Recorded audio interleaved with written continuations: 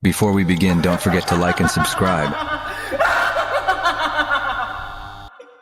The flickering street lamp cast eerie shadows on the desolate road ahead, its feeble light struggling to pierce through the dense fog that clung to the air. My footsteps echoed loudly, each one punctuating the unnerving silence that had settled around me. I quickened my pace, the hairs on the back of my neck standing on end. It was as if I could feel someone's gaze boring into my back, a sensation that sent shivers down my spine. I tried to convince myself that I was just being paranoid, that the unease was a result of my overactive imagination running wild in the dark. But every rustling leaf, every distant creak of a branch, it all seemed to converge into a symphony of dread that drowned out reason. As I rounded a corner, a chill raced down my spine. Standing there under another flickering street lamp was a figure, a clown. My heart pounded against my ribcage as I froze, my breath caught in my throat. The clown's makeup was grotesque, a twisted grin painted in vibrant reds and blues, its eyes framed with dark circles that seemed to absorb all light. Its clothing was tattered and mismatched, as if it had been sewn together from the nightmares of a child. In its gloved hand, it held a blood-stained balloon, swaying gently in the breeze. I tore my gaze away, my instincts screaming at me to run, to flee from this nightmarish apparition. But my legs felt like lead, and the ground seemed to shift beneath me.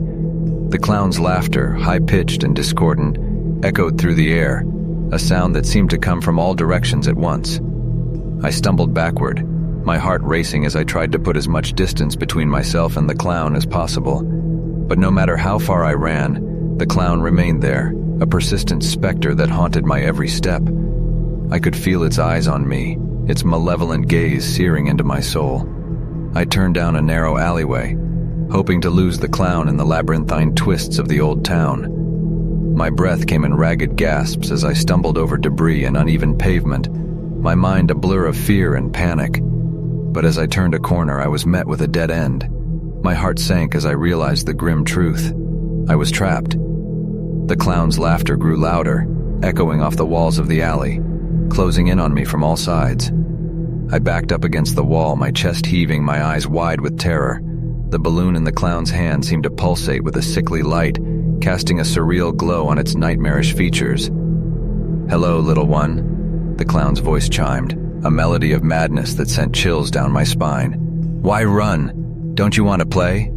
I opened my mouth to scream, but no sound emerged. My throat felt tight, constricted by an invisible grip. The clown took a step forward, its painted grin stretching impossibly wide, the corners of its mouth splitting open to reveal rows of jagged teeth. I closed my eyes tightly, praying that this was just a nightmare, that I would wake up any moment.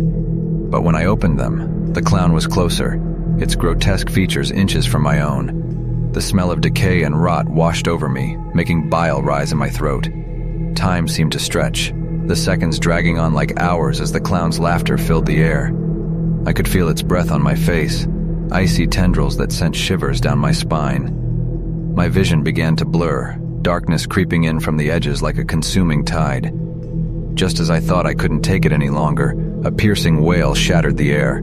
The clown recoiled, its grip on me loosening. I fell to the ground, gasping for breath as the world swam back into focus. Before me stood a figure, cloaked in shadows, wielding a gleaming blade. The clown's laughter turned to screams of anguish as the shadowy figure struck, its blade slicing through the air with deadly precision. The clown's form flickered and wavered, its monstrous visage contorting in pain. And then, with one final agonized shriek, it dissipated into nothingness, leaving only a chilling silence in its wake. The figure turned toward me, its face hidden beneath a hood. Its presence was enigmatic, a mix of danger and salvation. It extended a hand to me, its voice a low, soothing whisper. "Come. It's over now." I took the offered hand, trembling as I rose to my feet. The figure's touch was surprisingly warm, a stark contrast to the icy grip of the clown. It led me out of the alleyway, the fog gradually lifting as we walked. As we emerged onto a well-lit street, I stole a glance at the figure beside me. Its eyes were deep and unreadable, a void that held secrets I could never hope to fathom. But in that moment, I felt a surge of gratitude, of safety. "Who are you?" I finally managed to whisper. The figure's lips curved upward in the faintest of smiles. I am the shadow that hunts the darkness, the protector of those who wander." With those enigmatic words, the figure disappeared into the night. The memory of the killer clown's haunting will stay with me forever.